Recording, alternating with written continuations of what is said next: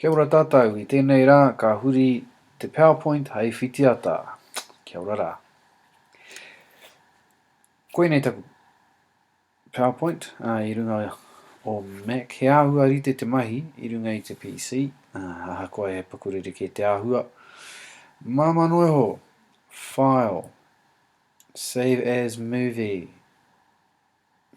Ko whirihia te wāhi hei tako toranga mo te whitiata nei.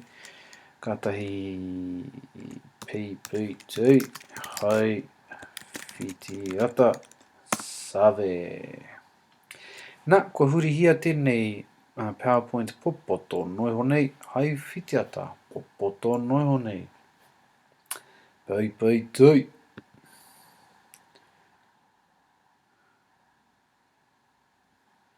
Nā, whatu te klik. Ara, kua hurihia ngā whārangi o taku PowerPoint o taku kauwhau hei whitiata. Kia. Nā, te rāwe te hiritenga e wātea nei tātau ki te rāwe ke weke, movie options. Nā, harei te mea he huhua ngā ritenga e wātea ana.